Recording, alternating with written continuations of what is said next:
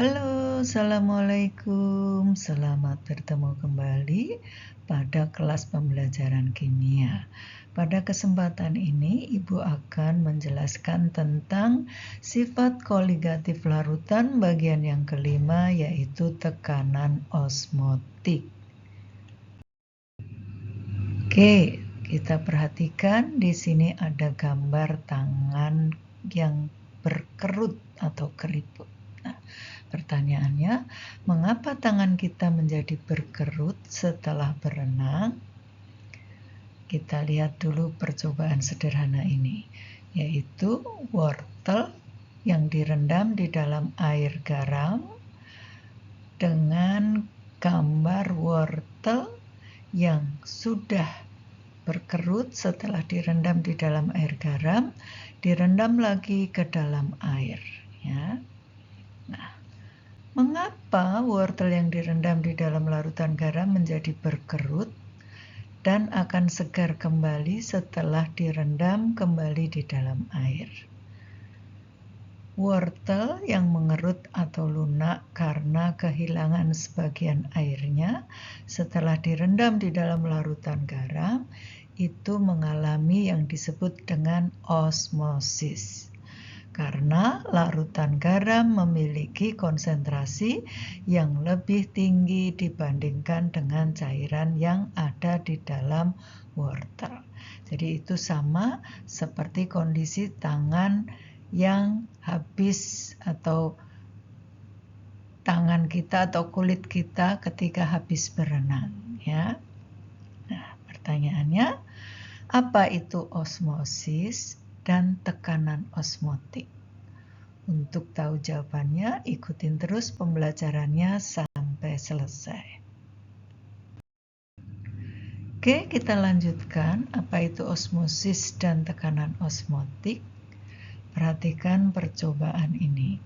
Ada gelas kimia yang berisi larutan gula dengan konsentrasi 2 molar dan ada satu lagi gelas kimia yang berisi larutan gula konsentrasinya lebih besar, yaitu 6 molar. Kita ingat, di dalam larutan gula itu ada 2 komponen, yaitu pelarut, dalam hari ini pelarutnya air, dan zat terlarut, yaitu gula. Kemudian kita masukkan ke dalam tabung U yang diberi dengan membran semi-permeable, diberi selaput, ya. Larutan gula yang 2M kita masukkan di mulut tabung yang di sebelah kiri, yang larutan gula 6M kita masukkan di mulut tabung yang di sebelah kanan, ya. Tabungnya di tengah diberi sekat, yaitu membran semi-permeable. Membran semi-permeable ini hanya bisa dilewati oleh molekul-molekul zat pelarut. Jadi yang bisa lewat dari membran semi-permeable berarti di sini hanya air, ya, molekul air sebagai pelarut. Nah, dimasukkan dengan tinggi yang sama. Jadi di kiri dan di kanan sama. Nah, kemudian setelah beberapa saat ternyata akan terjadi yang namanya peristiwa osmosis. Jadi di sini larutan yang di sebelah kiri konsentrasi gulanya yang 2 molar, di sini permukaannya menjadi turun, dan larutan yang di sebelah kanan yang gulanya konsentrasinya 6 molar, itu tinggi permukaannya menjadi lebih tinggi atau naik.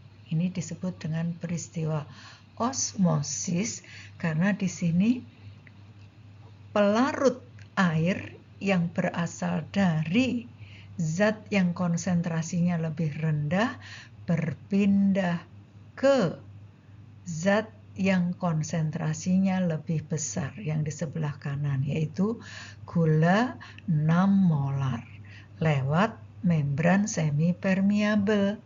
Jadi yang berpindah hanya molekul pelarutnya. Itu mengakibatkan tinggi permukaan yang di mulut tabung sebelah kanan menjadi naik karena sebagian dari air, molekul airnya sebagai pelarut berpindah ke sebelah kanan, yaitu larutan gula yang konsentrasinya lebih besar. Maka ini terjadi peristiwa osmosis. Nah, setelah terjadi peristiwa osmosis, maka untuk menghentikan agar proses osmosisnya tidak berlangsung terus-menerus, maka yang di sebelah kanan kita perlu kasih tekanan.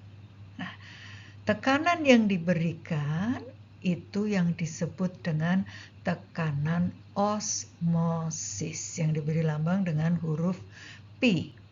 Maka setelah diberi tekanan osmosis, maka akan menjadi seimbang kembali, ya. Di sebelah kiri dan di sebelah kanan tinggi permukaannya menjadi sama kembali.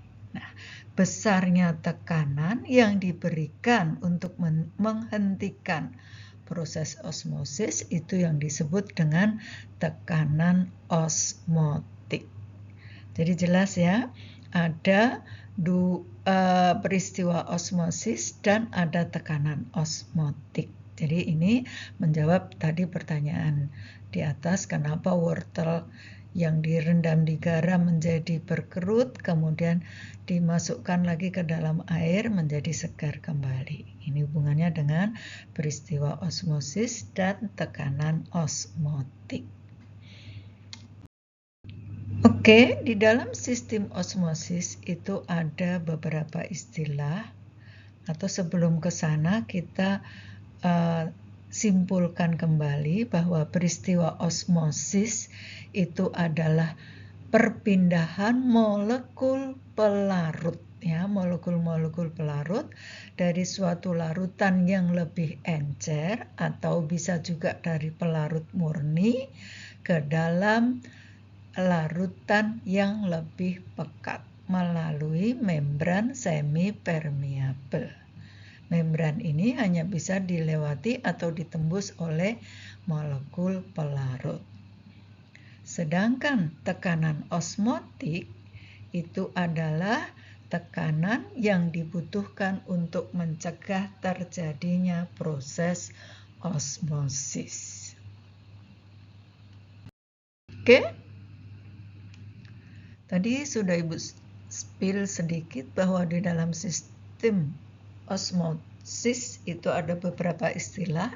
Yang pertama yang dikenal dengan isotonik, yaitu larutan yang memiliki tekanan osmosis yang sama, yaitu bila P1 sama dengan P2, ya. Tekanan osmotik larutan 1 sama dengan tekanan osmotik larutan 2. Kemudian yang kedua yang disebut dengan hipotonik, yaitu larutan yang memiliki tekanan osmosis yang lebih kecil dibandingkan dengan tekanan yang lain. Berarti P1 sama dengan P2. Contohnya tadi ya, larutan gula dengan konsentrasi 2 molar dengan larutan gula dengan konsentrasi 6 molar. Berarti larutan gula 2 molar itu disebut dengan hipotonik. Oke. Yang ketiga, kebalikan dari hipotonik yaitu hipertonik, yaitu suatu larutan yang memiliki tekanan osmosis lebih besar, sehingga P1 itu lebih besar sama dengan P2. Jadi kalau pada contoh yang tadi, berarti larutan gula 6M, 6 molar itu adalah hipertonik bila dibandingkan dengan larutan gula 2M. Paham ya? Jadi ada isotonik, hipotonik, dan hipertonik. Oke, sekarang kita lanjutkan bagaimana menghitung dari tekanan osmotik, ya. Tekanan osmotik dirumuskan untuk larutan non-elektrolit. Sekali lagi kalau kita bicara sifat koligatif itu dibedakan untuk non-elektrolit dan elektrolit. untuk non-elektrolit dirumuskan P atau tekanan osmotik berbanding lurus dengan konsentrasi molaritas. Dan harga R tetapan gas, dan suhu dalam satuan Kelvin, suhu mutlak ya, karena tekanan sangat dipengaruhi oleh suhu ya. Nah, sehingga dirumuskan P sama dengan M kali R kali T. M-nya bisa dijabarkan massa per mR dikali 1000 per mililiter. R tetapan gas, T-nya adalah suhu Kelvin. Nih ya, P tekanan gas, satuannya atmosfer, R-nya tetapan gas, harganya kalian harus hafal ya, ini karena sudah dipelajari dari SMP ya, 0,082 liter atmosfer mol per mol Kelvin ya. Suhunya dalam satuan Kelvin. Nah, M-nya molaritas. Kalau pakai M yang ini maka volumenya haruslah liter ya, karena mol per liter. Tapi kalau kita jabarkan di sini V-nya adalah mililiter. Oke. Sedangkan untuk larutan elektrolit maka tekanan osmotiknya dirumuskan dengan M kali R kali T kali I, yaitu faktor Van Hoff. Ya, di dalam perhitungan tekanan osmotik, setiap larutan elektrolit harus dikalikan dengan faktor Van Hoff.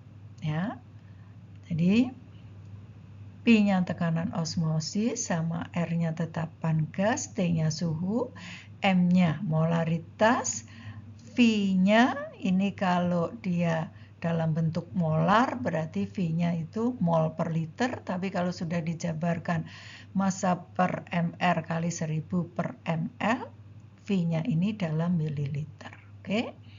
I-nya faktor Van Hoff yang dirumuskan 1 plus N-1 kali alfa.